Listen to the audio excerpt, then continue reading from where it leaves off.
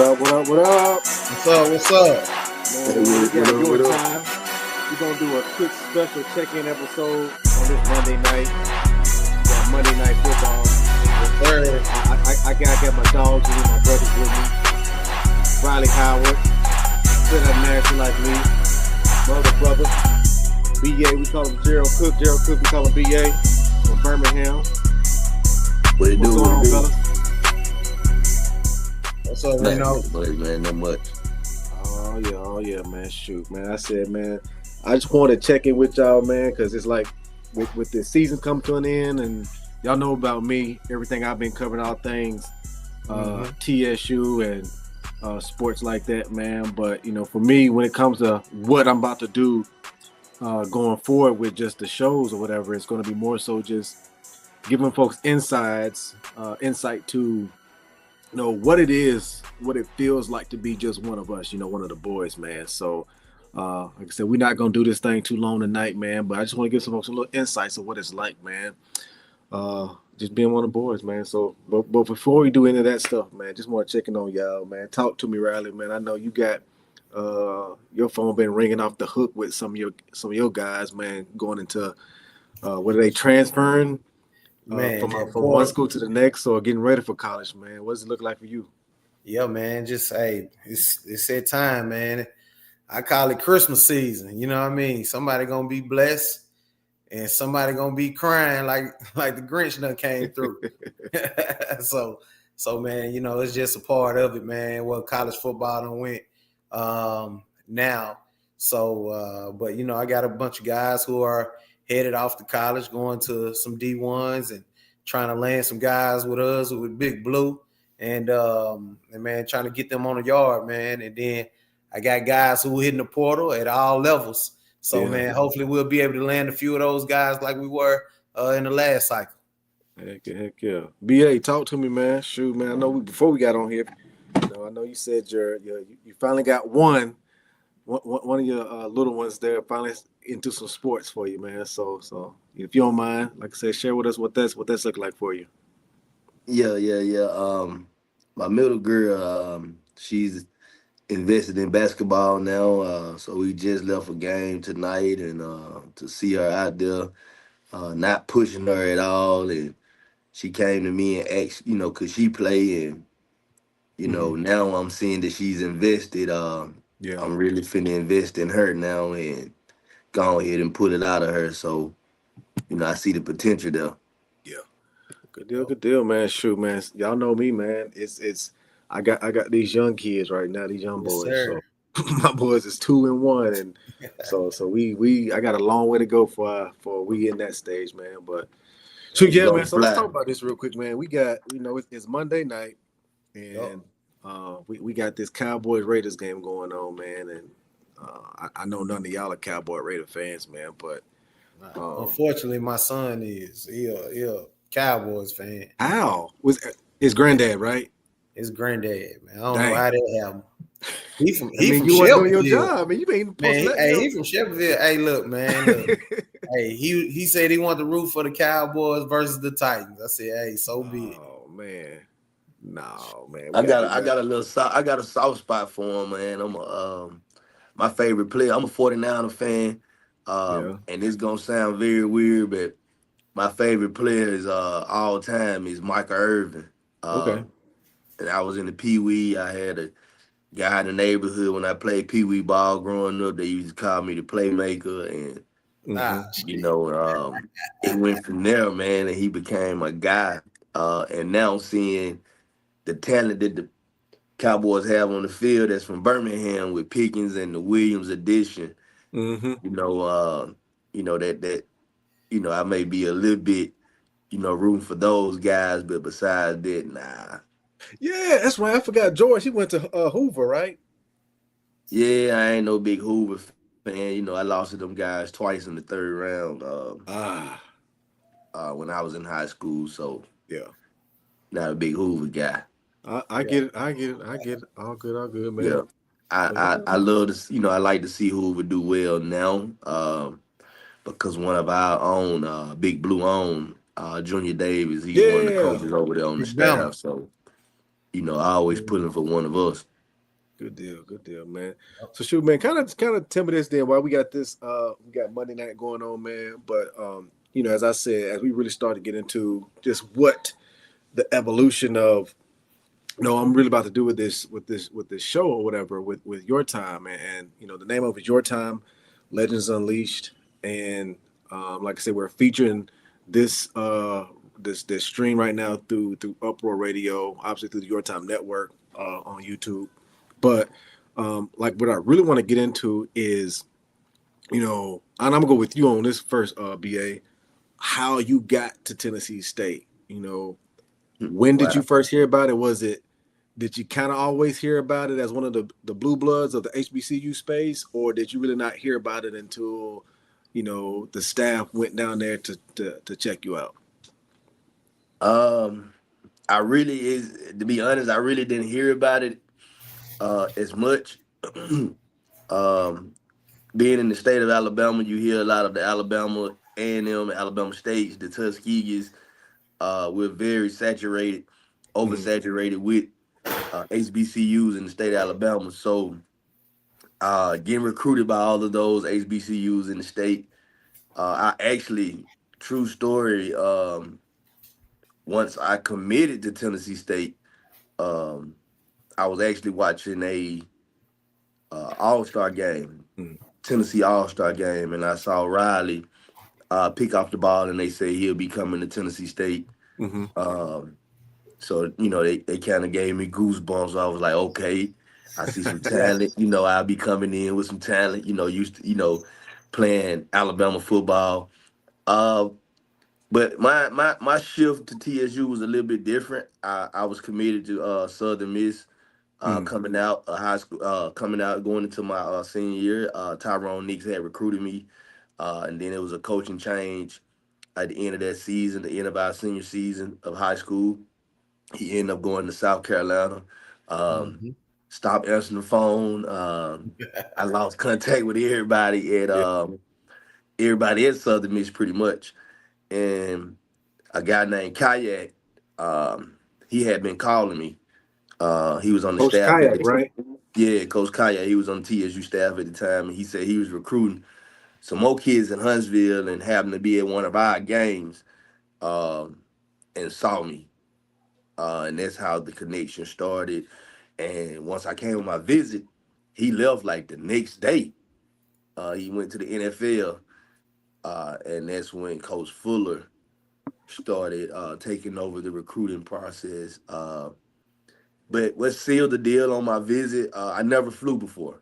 I Mm-hmm. never flew before growing up. Um, they put me on a flight. That was my first time of flying. It was like a 45-minute flight. And I hate flying to this day. Uh, but I was excited as a kid to get that experience on the visit. Um, and man, not having a father figure, I learned a lot.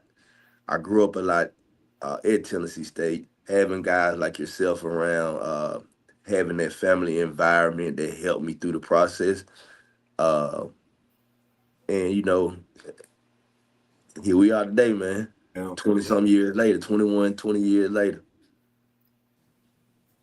I love it. I love it, man. Shoot, it's always a good thing to really understand how people find out about Tennessee State, because I think what we'll get into eventually is, as I do these conversations, some folks just never heard of it. They only know about what was right there in their space, man. And then, I'm coming to you, Riley. Obviously, you Nashville, born and raised like me. But talk to me about how the decision for you came to Tennessee State, and what it was looking like for you. Um, when I was coming out, I had a lot of people. I had like 12 offers and had a few, and I kind of narrowed it down. I had like MTSU, Arkansas State, um, Vanderbilt, TSU, Sanford, and I just kind of narrowed it down, and it ended up was going to be um, between Sanford, TSU, and Vanderbilt. So Mm-hmm. when it came down to it, like I thought I was going to Vanderbilt. Um, but when I went over there, I talked to some guys on the team who ended up going on to play in the league, and they was telling me, man, if you want to come over here to Vanderbilt, man, shoot, you gonna lose. You better get your mind right to lose. You better get your mind. I'm for real. And they was like, man, it's just one of the toughest things, man. We in the SEC and this and that. And me, I just always thought, no matter where I played, I felt like I could change a program. Anyways, just off my ability and my work ethic and everything else. So TSU was still recruiting me pretty tough, and they started coming to the school. Coach Reese was coming to the school, and Coach Reed, they was coming to the school pretty much on a weekly basis. And they was like, man, if you come, we'll be willing to take two of your teammates too. We like them too. That was KJ Bledsoe, and then Antonio Cunningham. So we called him Woo. So y'all remember Woo. So but man, so man, at the end of the day, it kind of came down to it. I took my visits and stuff like that, and I used to watch TSU. And when I was a little younger, I used to go to the game sometimes. Been to one game in a whole when I was younger, and then I went to the stadium when they was winning. And then my most memorable moment at the stadium when I went to the game is when they lost in the playoffs to Appalachian State. They missed the field goal. So they ended up losing to Appalachian State, and they was number one in the country, but they won the OVC back-to-back and things like that. So I remember that, and I knew TSU was a winning program. So I said, I want to No. Hey, I'm sorry to cut you off. That was A&T in '99. A&T. That's who it was. North Carolina A&T. Okay, I knew. North Carolina School. Yeah. That's who it was. Yep. I knew it was somebody. They missed the field goal to somebody. So, but man, long story short, man, I went on my visit. I met Booby. We was on our same visit, and man, we was talking a little mess to each other, talking about Texas football, Tennessee football, man. And it was like those were some of the guys that I clicked with.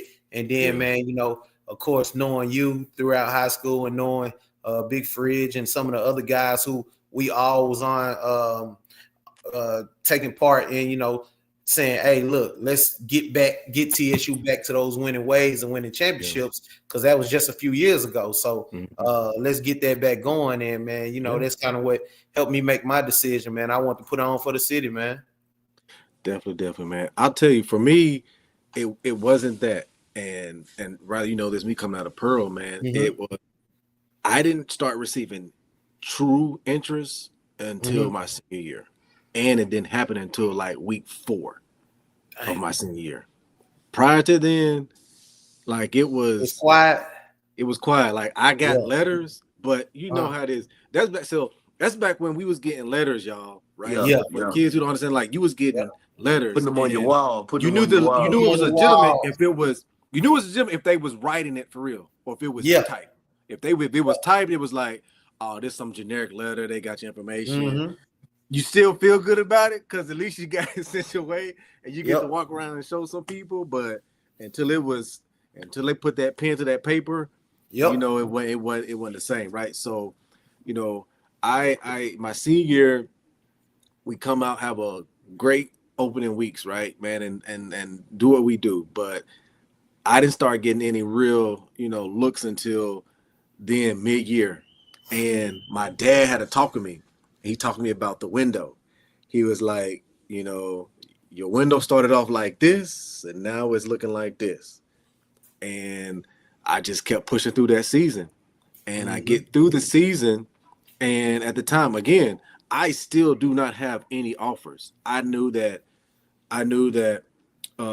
App State had came by the school and asked about me, but my grades were not up to par at the time.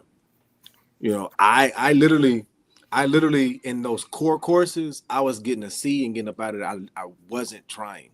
And but so the sidebar is the reason why I was acting like that was because I was in the business magnet program at the school. So I'm thinking if I'm taking care of all my business magnet courses and I'm knocking those out. But NCAA Clearinghouse is not carrying none of those courses. So So they step away. Then it falls to I had I had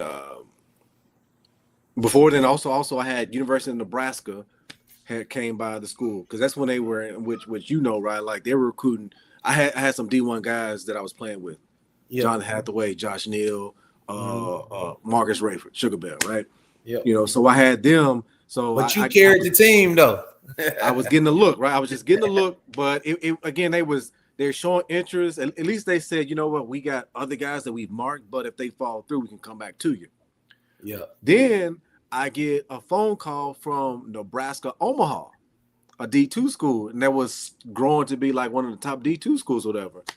That was the first time I actually took a visit. So I go visit them, step in Omaha. I get off the plane. It's like 2 degrees. I'm just like, yeah, this ain't the move. Yeah. But regardless, I did like a real workout. They Uh-huh. put me in shells, and I went through drills. Right? I went through the whole That ain't thing. even legal no more. Right. They put me in shells and helmet. I went through drills, and they was just loving it. And sure enough, they started to get wind about TSU was starting to come on strong because by week 9 of our high school year, Riley, I had Coach Thomas DT. Remember DN coach? Yeah. He come by the house, and that's when I officially got the offer. Then, but again, this is week 9, and the season I had as a senior, not let alone a junior, but the senior season I had. That's when I finally got the offer from them. Yeah. And so from there, it just kind of just panned out to where it just came down to those two. It was like, if I go to Nebraska Omaha, I'm going to play quarterback. If I go to Tennessee State, I'm going to play DB. And all this is what it came down to, man. I just remembered growing up, going to the hole, and just being a part of that environment and wanting to be in that environment. Yeah. And ultimately, that's what it just came down to, right? Like I said, just chose Tennessee State, man. And like I said, the rest is history. And, I got asked one time that, do you ever think about the what if? And honestly, I don't. I am more than happy with my decision because if I go to that D2 school, could stuff have went totally different for me? Probably. Probably would have went different. I would have had the ball in my hand as a quarterback and doing a whole lot more, and I could have created some magic there. But knowing what I know now, there's no way I'm giving up all of that. Because of that. I mean, I get y'all, I get my wife, my kids. Like you're talking about a whole lot. That's a totally different ripple from that point, man. So it's different, man. So man. Yeah, man. I don't think I would have changed it, man. Even though I had bigger options and I was, one of the top DBs in the Southeast region, man. But like, I tell people all the time, I wouldn't change it for the world. Because man, I met my lifelong friends. Man, my wife went there, I think I had my first son there in the new apartments or something, you know what I mean? So man, so man, it was it was it's just those memories that you don't get, you know what I mean? You don't get and just that brotherhood, because I talk to a lot of guys and know a lot of people who went to other schools, man, and they don't have that bond that we have. No, they don't. Never do. They don't. Yeah, I've been here. I heard that a lot too about the bond not being there at other schools. Yeah, it's definitely a good one, man, and that's why that's like I said after. That's why when I'm going to do these episodes, so for the folks listening in right now, they know the normal crew, me, Flam, B. Bowder, right, and what you're going to hear in this is when Flam gets to lead his show with the guys he got to play with. I promise you, you're going to hear a lot of the same drives and connections and reasons on why Tennessee State being one of the boys is so powerful. And Same thing with Bather. Also, even though Bather crossed with us, right? Mhm. His crew is still different, and it still has still a lot of the same stuff, man. So it's gonna be pretty cool to understand. And I'm like, for me, like that's what this thing is about right here, man. On Yeah, this man. side of what we do. I'm I'm forever grateful because I know some of the decisions that I made during my time at TSU. Some other universities wouldn't have gave me grace, Mm. uh, and having a person like Coach Reed in my corner at the time, I don't know if I would have had that at another university. Seeing now that I'm a coach, and seeing some of my kids go through some of those same things that I went through and some of the same experiences, they're not given that grace at those universities and those schools that they attend. So, man, I'm forever grateful. Like, it's a part of me. You know, Yeah, Right. it is. It is, man. It is. It is. Yeah, So good man. deal, man. So real quick, now that let's talk about this experience of like now once you on campus, right? And um I shared this story with with Jay Sean. I shared Yeah. with Jay Sean, Riley, Hmm. and uh, talk to me. Let's talk about like that first day in camp because we all came in together, right? Yeah. So, what were you all feeling? I'm gonna go you first on this, right? Like, what was you feeling? If you can't remember what you was feeling that first day of camp. I just remember. I remember our first meeting. Our first meeting, I stood up in the room, said, "I'm locked down. I'm from out east. I'm the best DB in this room." Yeah. And what happened was, look at my dog, one little time, little cash, and man, and that led to the first practice, right? Mm-hmm. And in the twins, man, can I cuss on here? That's fine. That's fine. That's fine. I'm keep PG. Well, he's the twins said the little twins done said, "Hey man, I don't care nothing about none of that. I don't care about no IE stuff, no straff, no nothing, man. Shit, we going at your ass. We going at your ass first turn. We go first practice. We going. Hey man, first practice, man. I'm talking about." They sent the whole receiving court trying to send me deep, trying to put me up top. Hey, and then look, my first scrimmage. I know you said first practice, but my first scrimmage though, first person ever took me up top was BA to Jay Steve. He'll never let me live that down, boy. Boy, I Who's the almost got receiver? Jay Stevens. Oh, Yeah, his my brother. brother-in-law yeah. took me up top. Boy, I cried walking down the hill, boy. Oh man, BA, tell me, man, how do you remember that first day of camp, man, for yourself? uh, man, it was it was an eye opener. Mm. I came from a big 6A school in Alabama, um, surrounded by talent, a quarterback in high school, and to see guys work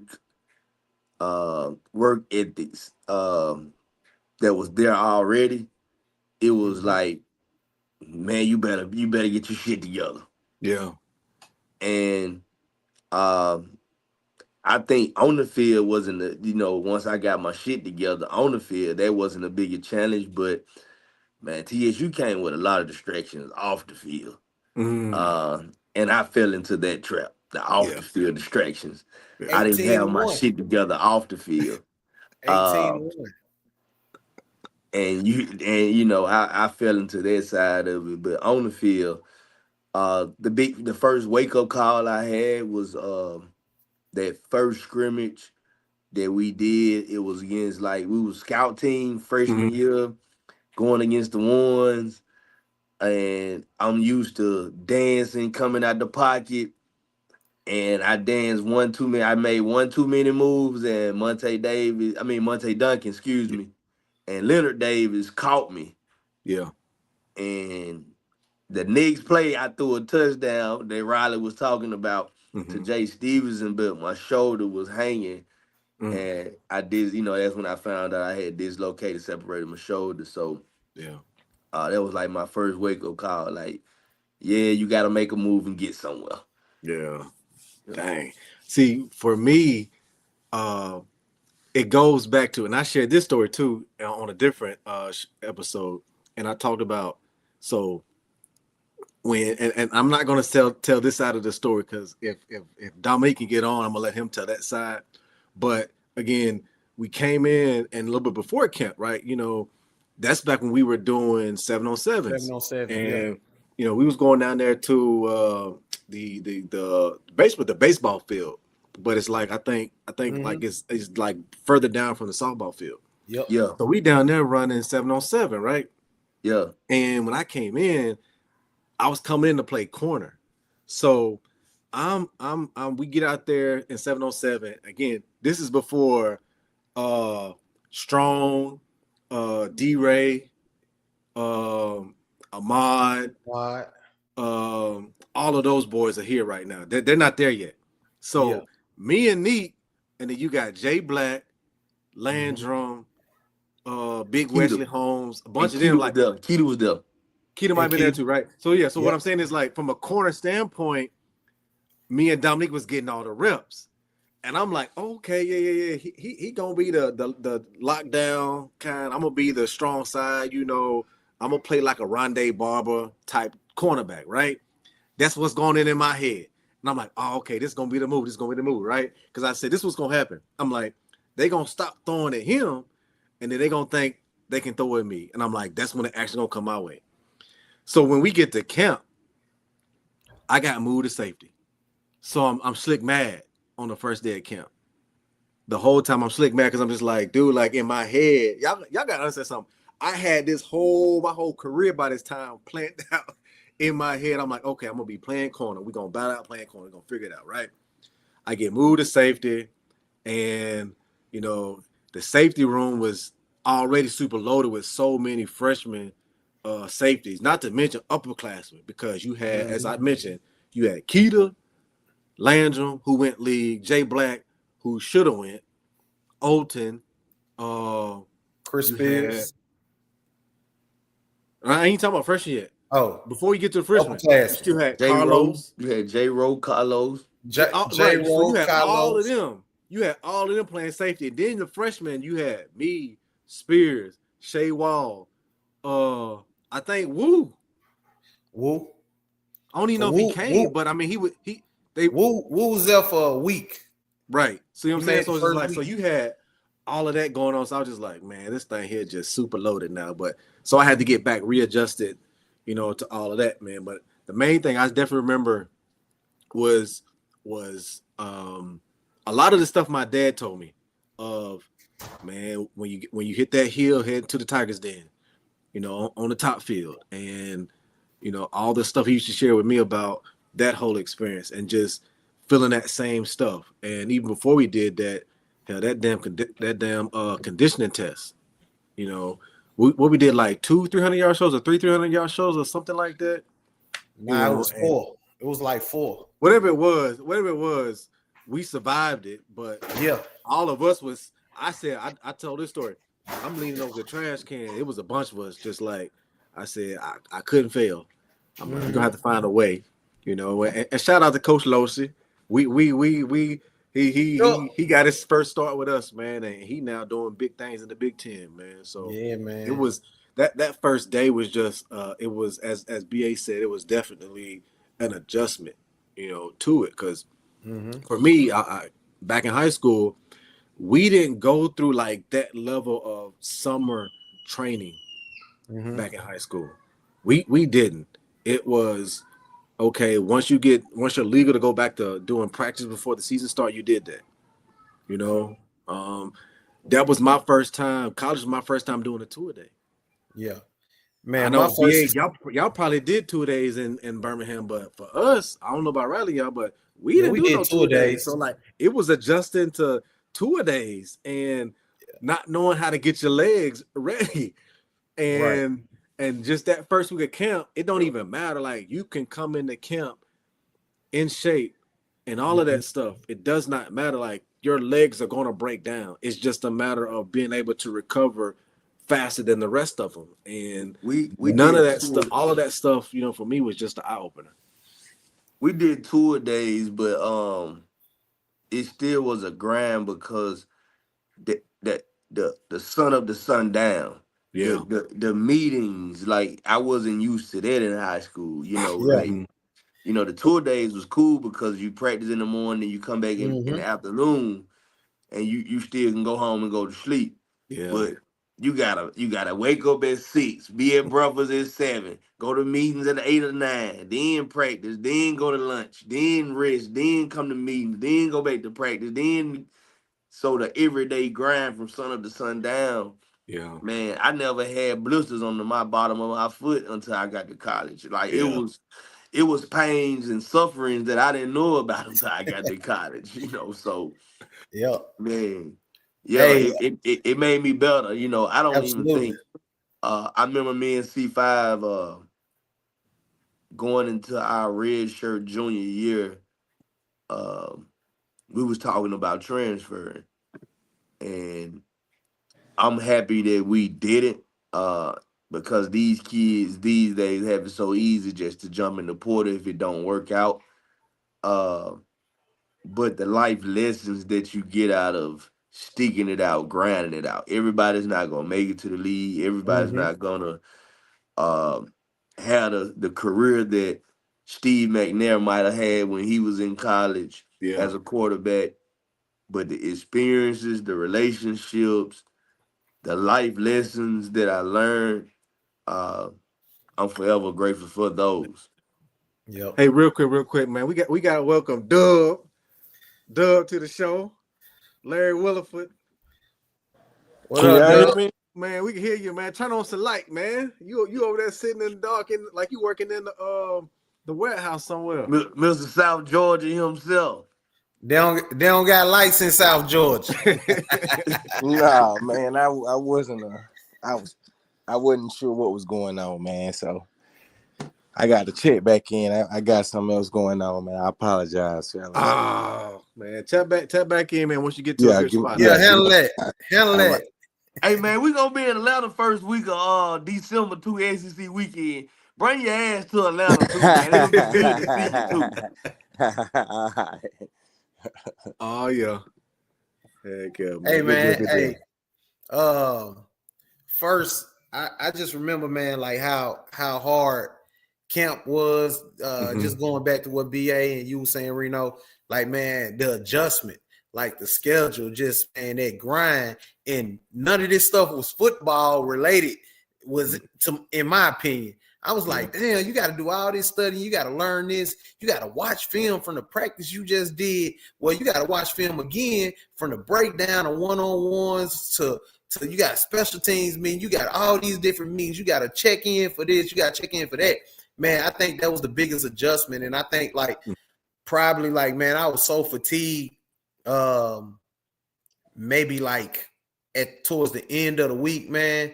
Yeah. And man, I went to my dorm, and it's true story, bro. Jeremy Stevens, my brother-in-law, and KJ, bro, we was in camp first week. By the end of the first week, go to the room, and we end up laying down, man. And I'm like, man, I don't know if college football for me.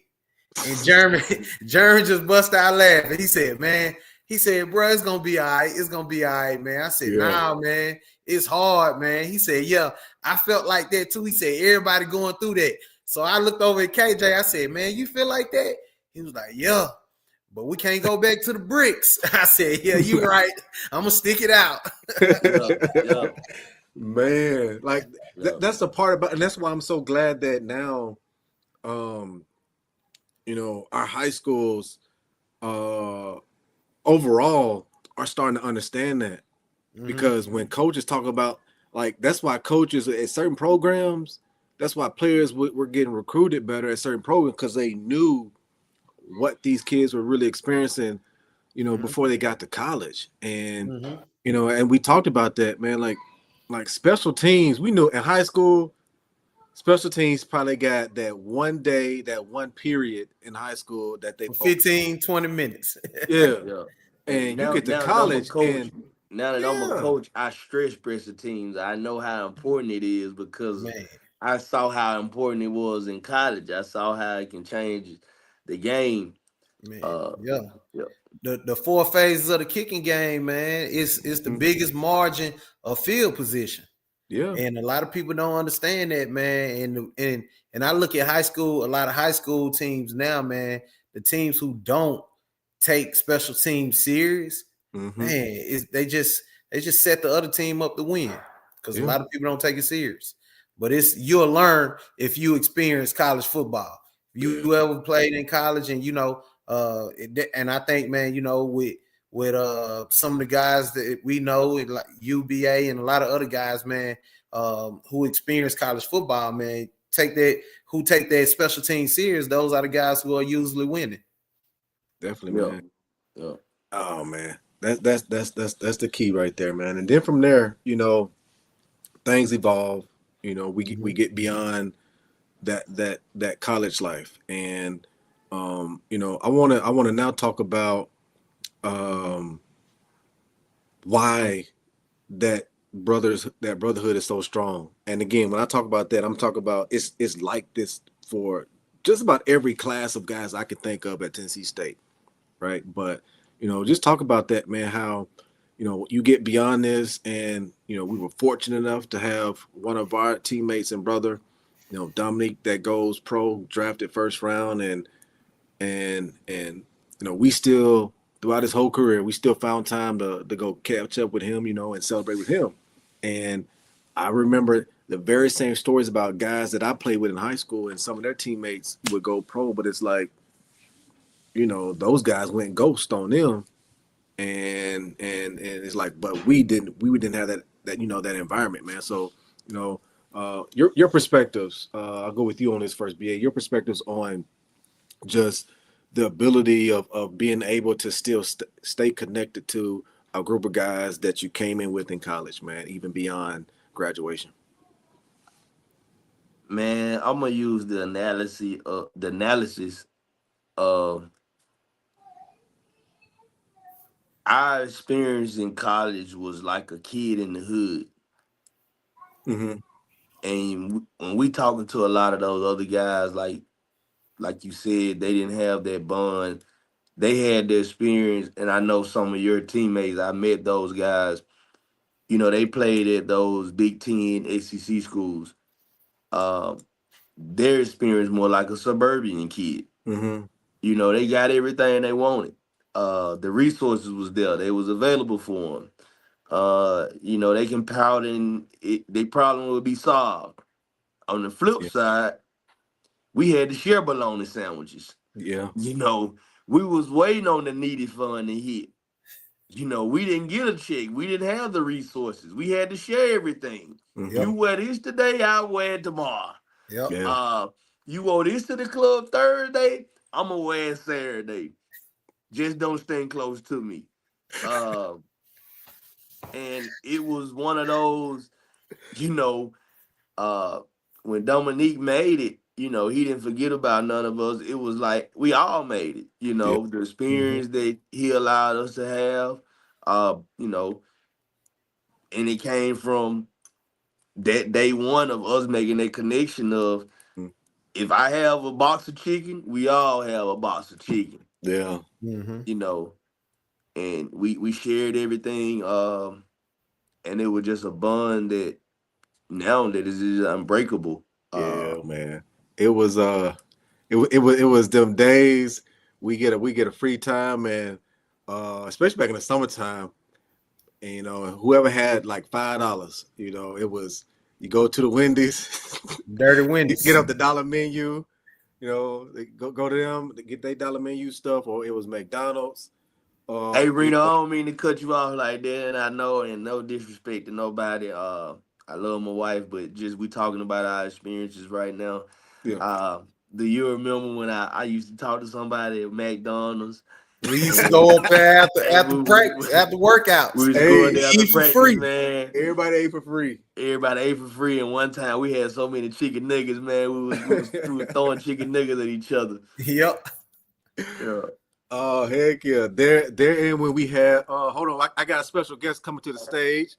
None other than himself, Coach James Reese. What's Man, up, What's coach? up, Coach? what are y'all doing? Hey man, we hey man, we the last Reese boys, man. We just having a good time talking about, how we came to Tennessee State, uh, that first camp experience. We just getting into it, man. But real quick, man, while we got you on, Hey, Coach, man. hey, Hey, Reno. hey, Hey, when he before you just say came on anything, and coach. said, "What are y'all doing?" It gave me a flashback from Atlanta Hey, Classic night hey, I when he thought I was caught about to me and have to Cecil. He run. caught me and Cecil outside their room. We had to roll on Sunday.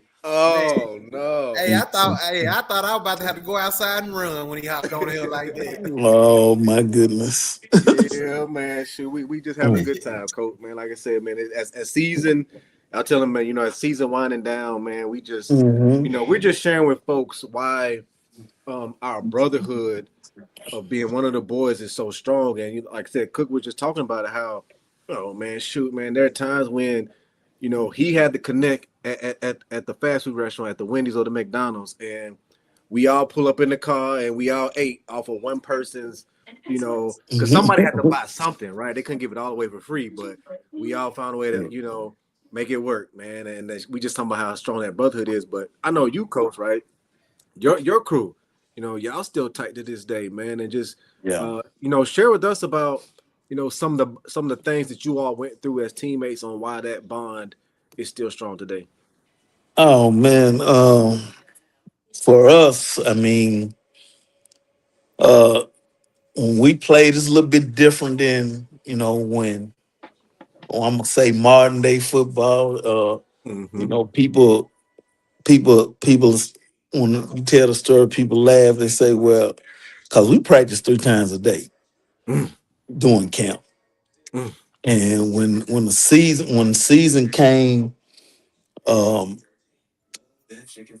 especially when Coach Gillum came back on Monday, Tuesday, and Wednesday, we practiced twice a day, and this is in season, so in it's season, practicing twice a day. in season. Well, Oh, basically that first at 3:30 practice, 2:30, whenever time it was. That was that was more of a uh, we would do 7-on-7. We would do individual. Then we had to leave and go to the calf and come back, and we came back for that 7 to whenever practice. Most of that was team special teams. yeah. So uh, we didn't have the luxury of having a meeting before we went out there. We did everything basically on the field, but that in itself, I mean, we were always together, literally Mm-hmm. from the time camp started to from being in Boyd Hall. Uh, I lived in Boyd Hall for 3-4 years. Ooh. Living in Boyd Hall to Hey, cause we had uh, no, y'all didn't have no new apartments. now we had Nah, Boyd Hall, boss. That was the newest it's gonna get. Um, no, being in Boyd Hall out with each other at all times. So uh, and then when you know, I Coach Thomas and Coach Gillum were very strategic in how they plan spring practice or when we had spring practice, because spring practice was that whole last month of school that you wasn't going nowhere. Mm, So we was together all the time, and even in the summer. So we from in the summer we had to live. We had to run the track. And the track had sent many people away from there. And we were really the last group to run the track, because that track made a lot of people leave Tennessee State. yeah. So real quick. So tell me this, Coach. Because my dad told me this, right? And everyone knows my papa was, there in the '70s. But it's like, were in your era, were there still considered like tryouts to some degree? And that's how they still was running people off. Because my dad talked about, he was like, it was still they still had open tryouts for a lot of people even in his day. I don't know if we really had so much of the tryouts, but the track was your mental toughness test. Mm, And um we had to run the track in the summer, July 1st. We had to run the track when camp started, and we had to run track in the spring. And you know, when you got big dudes out there running 2 miles, and then you got to run a mile, and if you make the mile, you got to run a quarter. If you make the quarter, you got to run 2 sets of gases, and when you get to the gases, you can't miss the first one, you can't miss the last one, and you can't miss neither one of them by more than 4 seconds, or you go all the way back.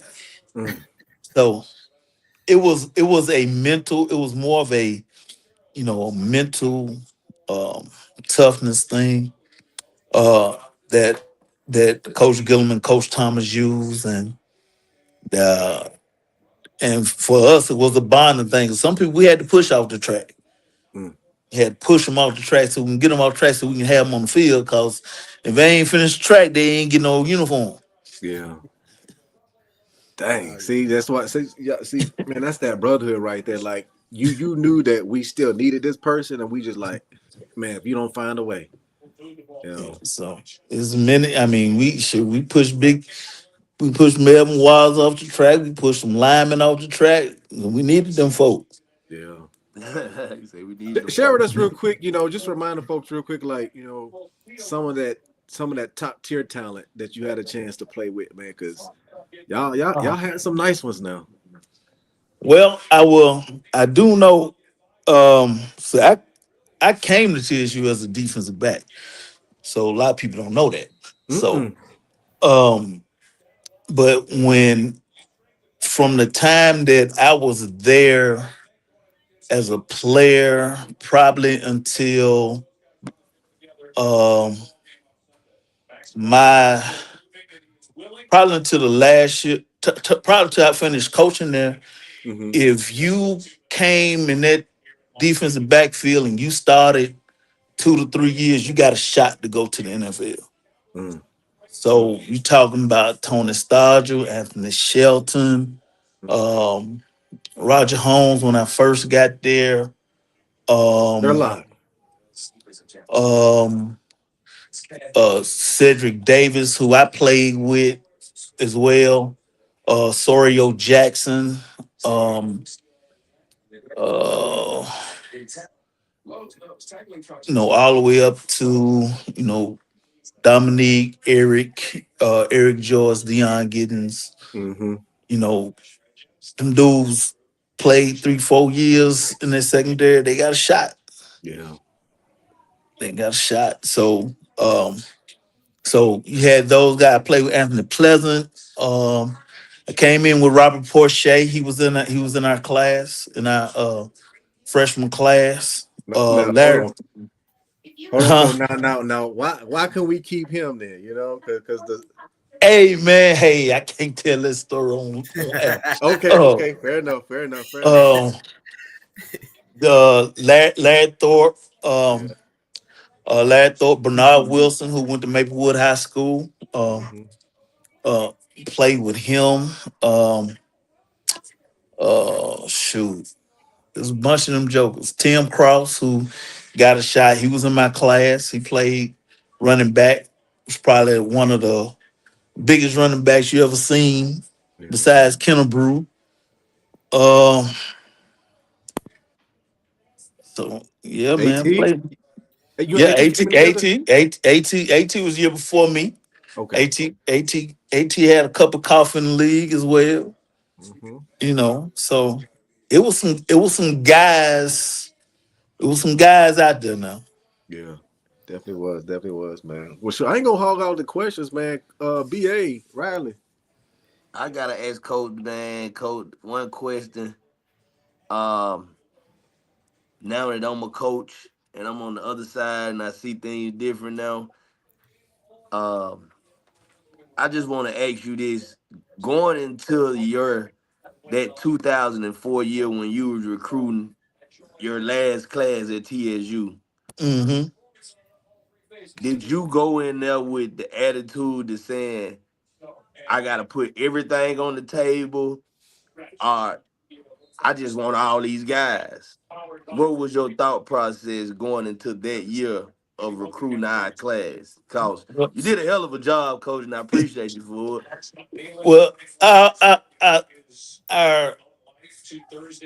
thing about recruiting was that we always wanted to get the best guys we could get. Now, whether that guy was in, you know, in Alabama, if that guy was in Florida, that guy was in Georgia, we wanted to get the best guy that fit our program, that we thought could contribute and fit what we did. You know, a lot of times these days, people going out and they recruiting people on just because Mm-hmm. somebody says something and them cats don't pan out. But um, we would, we thought we did the leg work, that we got enough guys that fit what we wanted as a player, fit what we wanted in our program, and those guys, for the most part, those guys been successful. Shoot, look at y'all. Yep. Mhm. Yep. Yeah. Yep. Coach, I just wanted to ask you, man. So just going back, man, a little bit, man, just knowing that we was your last class, and man, with you bringing in, because what you saying, I mean, you was trying to get the best of the best. I just remember on my visit, um, damn, what's it, Dorleen, Franzi. Dorleen, Franzi. Franz, Ron man, Darling, yeah. yeah, I just remember. Look, we get out. I got a basketball game, and I'm coming on my visit, and then I'm coming back after my basketball game to the hotel. So we go on a visit. We're going to the stadium, and I just want to know, like, man, did y'all, cause man, y'all, when you say you went and got the best talent, like I seen Franzi Dorleans, what was the big dog skin dude? Ernest. Was it Ernest? Ernest. Ernest Jones, Ernest Jones. I yeah. seen who else was they got out of in Jamar Landry. They got out the van, and I said, damn, who these grown men I'm about to be playing with? I said, And man, they was grown. they were Mhm. grown. They were So they grown. they I ain't transfer. understand. See, we Go ahead. went all the way up to New York. New York to get it. Two Yeah, of them cats. two of them, and then Landry was coming from Toledo. Mm-hmm. Right. Yeah, so when I seen them, I was like, damn. I said, man, this what college boys look like.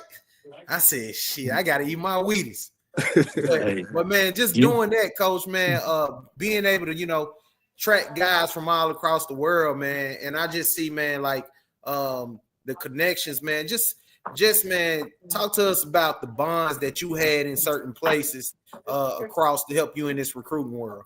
well, I tell you what. You sometimes I mean, you gotta rely on guys that, hey, that you believe in, and that you know that, hey, I can, you know, if I'm gonna take a guy that's gonna be by word of mouth per se from somebody that I know, I gotta know that they gotta know, what we expect of kids and what we Mm-hmm. look for. Just so happens, Franz and Ernest, they played in junior college up in New York, and Coach Thomas had uh, a connection up there because he's from that area. So Mm-hmm. we use a guy from that area to do the research, and we got the information, and it panned out. And when we got the film, we liked them on film, and I said, DT, let's make a trip. And we Yeah. went up there, and we went to the Bronx, Yep. went to the Bronx, and went to Brooklyn, and got those guys to come on down. But that was, we had a few with the cats on the staff. We had some guys who had some East Coast connections, so we were able to leverage that to the best of our ability. Mm-hmm. Yep. One Mm, more for you, coach. One more real quick. Um, and just I'm just staying in the recruiting world. Um, talk about how important recruiting the state was for you. oh man, it's that's funny that you say that because I have a still have a newspaper article in my somewhere in my office at school that has it's a picture of all the Nashville guys we had on the team at that time. Yeah. Yeah. And I think Dion is on that Dion is on that picture. Carlo Thomas, Ed Sanders, uh who else is on that picture? Karan Key is on that picture. Mm-hmm. Eric McFarland is on that picture. Eric Joyce is on that picture. And so it was important, number one, I'm from here, so that made it that made it feasible, but we felt that, recruiting in locally could help get us some, you know, players that can contribute to the program, get more people to come see us play. And I mean it's important because and you gotta believe in the kids that you get. Cause a Mm-hmm. lot of time, cause anybody tell you in this day of recruiting, well, I can get people say, well, I can get the third best player in Florida versus getting a player in Tennessee. Well, that might be what you want to do, but I want to do what's best for my program. Yeah. Right. So, Yeah. Yeah, Right. Coach, so, tell me, but tell me this real quick. And we talking about this recruiting stuff, man. And you there was a hint there towards it on when it comes to the eval of what, but you've been fortunate enough to have one of your boys go play ball at Duke. From your mhm. experience as you know being the athletic principal at a local high school here, you know, how much can you say from what you know that and I hate to put, I'm sorry, this is going to be very general when I say this, but just from a coaching standpoint in college football, how many coaches would you say are truly looking at film and evaluating it compared to as we've mentioned that just okay, I'm at this school, I know this guy has connection to these kids. All right, cool. Well, let me just take his word of mouth. Like Or going for off a me, I feel like database. go ahead, go ahead. I just feel like I'm just not sure about how many coaches are truly still evaluating film. Well, I think a lot depends on what you're looking for. Those top tier, those top tier guys, man, you know, they got a recruiting advantage because of where they coming from, Mm-hmm. and they know what they're looking for. I mean, just to take Michael, for instance, my son that played at Duke. I can tell you that he had over 15 offers, and he had some SEC offers as well, and ACC and Ivy League, all that. Mm-hmm. But those guys know they are recruiting a type, Mm. and that type guy has to fit what they want. For instance, when one one school came up to see him, I ain't gonna call no name, and he said, "I just came to look at him." And Michael said, "Well, what does that mean?" I said, "Basically, he came to see if you look like the type defensive end that they have in their program." Yeah. Um, and so when you look at that, you know, they have to look at film. Mm-hmm. They have to look at film. Some programs, do it daily. They do it daily as part of their daily routine. Especially those big programs, because in 2025 they can't miss. Yeah. Mm-mm. Because if I miss in 2025, it's a problem. Yeah. You out of there. Because if I miss in 2025 in 3, 4 weeks into the season, I'm gonna be looking for a job. So I can't miss. So I think they're definitely looking at their top tier guys.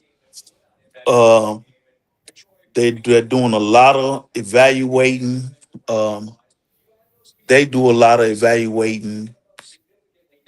Uh, Shoot, right now they probably looking at 24. I mean 27, 20, 28, 28 29. kids. Yeah. They looking at those kids, and Riley knows that because Yeah. Riley does a great job with helping prepare those guys he has in his program in the League Three for bigger and better things. And like those guys know they have an idea about what they want, Hmm.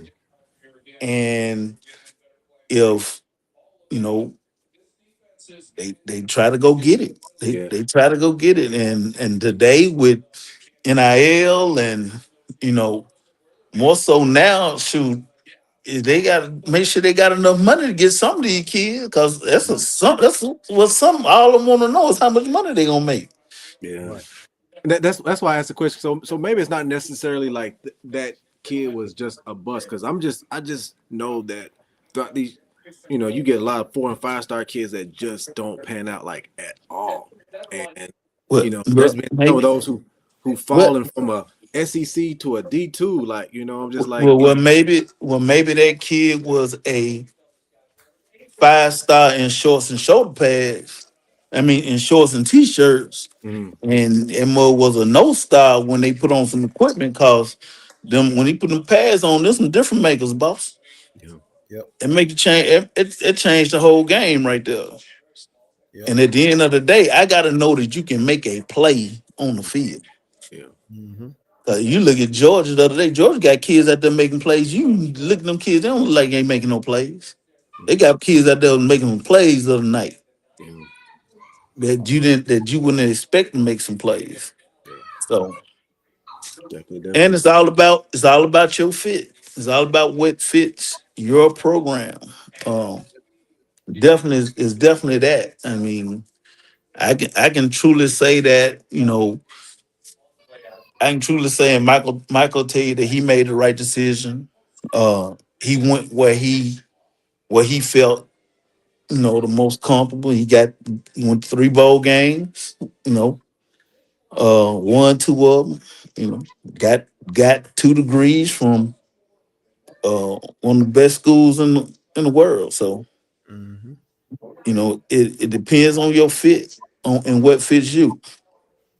Yeah, man.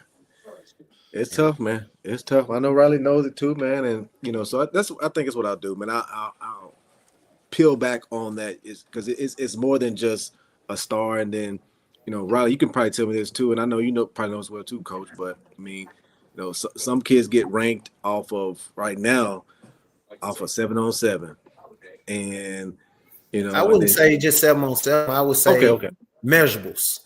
okay, Most the kids who get That ranked early and high, they get ranked early on measurables. mm, is right. Uh, How they it's look? measurables because How they That is look? right.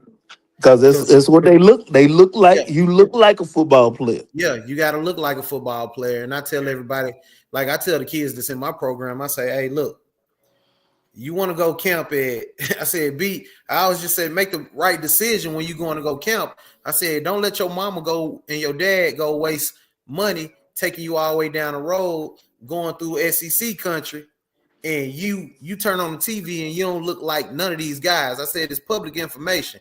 Go on there, look at their size, their speed, and click on their film and look at they plays they made in high school and tell me if yours look like that. If yours look like that, you'll know if you're supposed to be there. But if you not, if yours don't look like that, I mean, like, yeah, you can work to get there, but man, like some people have unrealistic goals, but man, like just man, these guys they can't miss. And I talked to a lot of the SEC coaches and man, like now, like before it even get to the coaches, like it's a chain of command, Reno. Just trying to answer some of your questions. It's a chain of command. Like it goes to analysts, The analysts got to do an evaluation.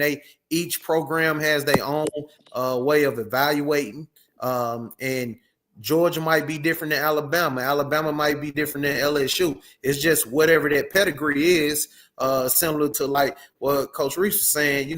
He knew what type of kids he wanted in the program. So so man, they go through that. They go through the grading rubric.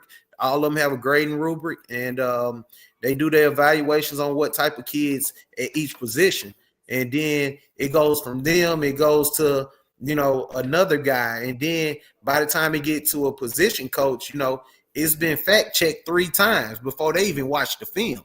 A position coach even watched the film, and the position coach got to check off on it before the coordinator check off on it, and then the head coach got to check off on it. So it's so many different chains of command because just like Coach was saying, man, like if you miss, like you done, like week 3, you done week 3, man. So and man, I just see so many kids, man, who don't take it serious now. You know what I mean?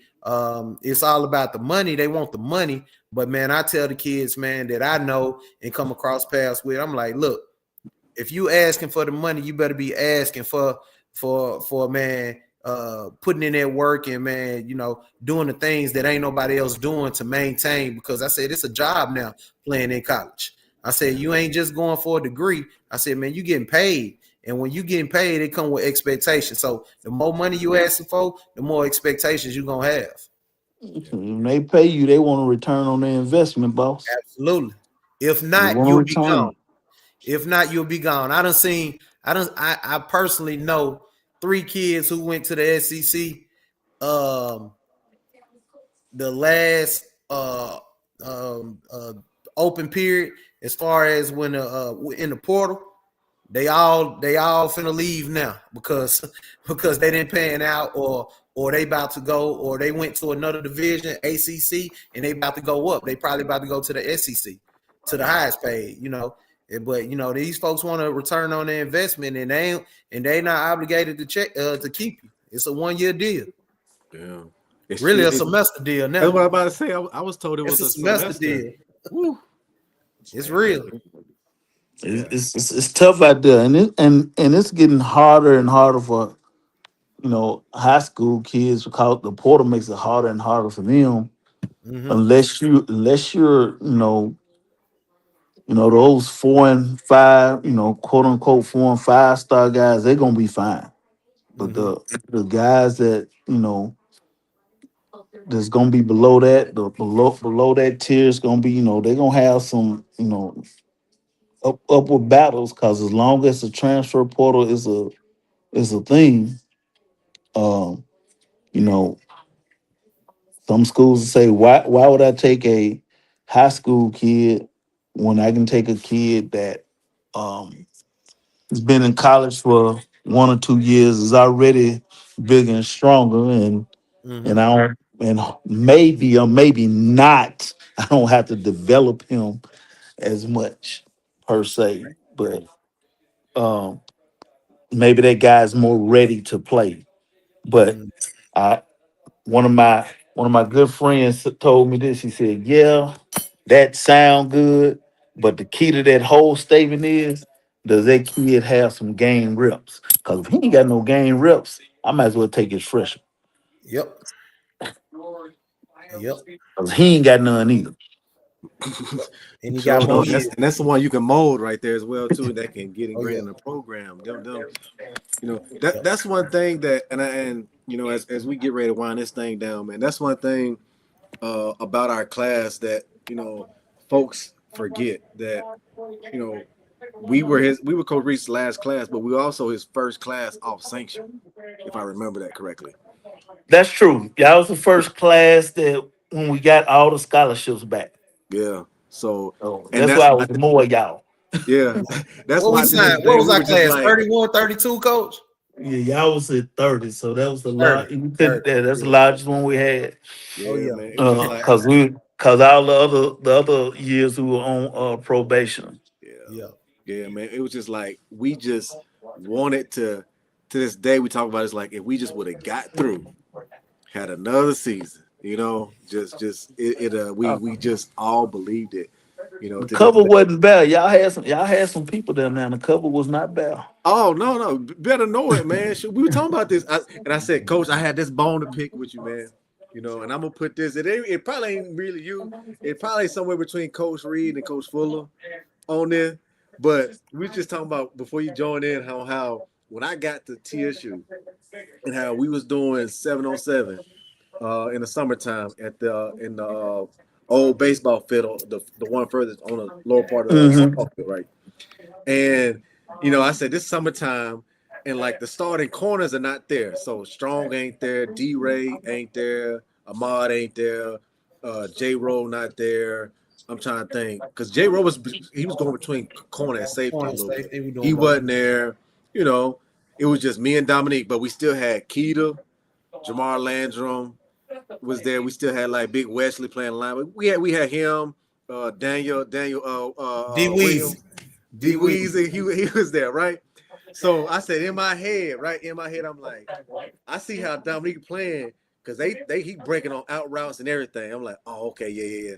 So I said I'm coming in. I'm gonna be the nice strong side corner. I'm gonna be your Rondé Barber type, right? And for the most part, I'm like, we playing 7-on-7. I'm feeling like, okay, I did good for the most part. So what's in my head, my game plan was this. Okay, we gonna get in the camp. And again, this is me being totally naive, not realizing that the starters who done put in the work ain't been here. And I'm like, oh, okay, yeah, yeah. So we gonna get in there. We gonna get our chance. They gonna put us in. They gonna try Dominique, and then they gonna realize they can't go that way. They gonna start cutting me. I'm gonna start making my plays, right? Then we get to camp. I look on the depth chart. Y'all don't move me from corner to safety, and then now I'm in this uphill battle. It was an uphill battle regardless because again the DB room was just stacked to begin with. But we was just laughing about it early on how just naive my head was because I'm like, you couldn't have told me that I wasn't about to be a true freshman as well too, man. Going into camp, and then you get that rude away. He's like, nah, I Nah, ain't I ready ain't yet. ready. I ain't ready yet, man. We had y'all came in really at a good time. You know, um, you know, Coach Fuller was there. You was getting Great. tutored by a dude that played in the league for Mm, 7, 8 years, and and y'all had some good days. Y'all had some bad days, but yep. that other boy that was with y'all, that little skinny boy, Yeah, that little skinny boy touched the ball every day. he Every sure day. did. I I don't went know in, how, but he was I there. went, I went, I went in the meeting, and I just asked the question. I said, "Hey man, this dude touch the ball every day. What are we doing?" Mm-hmm. Well, Coach, here, a freshman, I tell you what, if he ain't out there, somebody gonna get fired. Now, y'all can figure it out, but that boy gonna be on the field. He gonna Yeah, be on the field. So, so it wasn't about whether or not you was old or young. The best player got to play. yeah, Yep. Best player got to play, and and I knew y'all class was gonna be good because y'all were the type guys that we felt that was gonna make the program go to the next level. yeah. Yeah. I mean, Hey, and coach. you One choose more though. good, boy, because running backs like you ain't Yeah, ready that's for what I'm running about to backs. say. That's why I'm going to. Hey, you you recruited the two leading rushers in the TSU history. Well, yeah, and we did now. Charles Anthony, we wasn't even looking for Charles Anthony. Mm, We was looking at a whatever linebacker he was playing against. And Uh-huh. I literally told him, I said, "Hey man, I don't know what linebacker we looking at, but go get that running back because he the best thing on this film." mm-hmm. And just so happened, Charles is at Jones High. He wanted to go to Fam, but Fam wasn't really giving him uh no love. Mm, We brought him up here and told him come on. yeah, And The rest was his. the rest was history. Yep. And then Javaris, you got Javaris from Texas, and Rod, Coach Reed had a connection in Texas, so we was able to bring him on up here too. Oh my goodness, yeah, man. Like, but that's what it's been, man. Well, look here, man. I done held y'all on here. I we got on this code. I said we just gonna do this for a quick 15, 20 minutes. Here we are, an hour 15 into it, man. But I mean, that's the boys, and whenever we get a chance to get together, man, it's always good to catch up, man. And like I said, man, from me to you, and I'm gonna let them speak their piece on it as well too, man. Thank you for giving me a shot. I talked about this on how I'm going into my senior year in high school with no traction, and we start off, and I have a great opening week against the number 2 team in the state, right, with Hillsboro, and it goes from there, and then. And I just talked about how, like I said, I didn't have any real traction until probably like week 6 or 7 when Coach Thomas came by the house, and then I was telling about how that D2 school, Nebraska Omaha, was one of the top D2 schools that came by as well. But I'm like I said, it was slim pickings. I said outside of that, I said App State came by the school, but my grades weren't right. Nebraska, University of North Carolina came by the school, and they were looking at some other teammates who, like Josh Snow, who played at Wisconsin. They were going after, remember Marcus Rafe with Sugar Bear, one of those as well Mhm. too. They definitely was on him because Big Rafer was 6'5", 6'6", and he was 325, man, and so he definitely what the big time schools wanted. So like I was getting looks, and they come see the film because they see them, but they it was more so of they got their eyes set on other people, right? And I'm like I didn't get real traction, so you all came knocking, man, and so again for me to you, man, thank you for like I said, giving me that shot, man, and helping me find more brothers in life, man. So much thanks to you, Coach. Man, it's not a problem. Hey, you did us a favor because you chose to come be a part of Tennessee State. You know, I had the opportunity to, me being in Nashville, and I had the opportunity to watch Tennessee State from 1978 to now.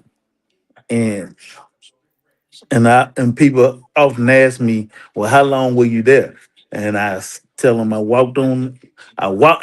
literally walked on the campus in fall of 1987, then leave December 2004.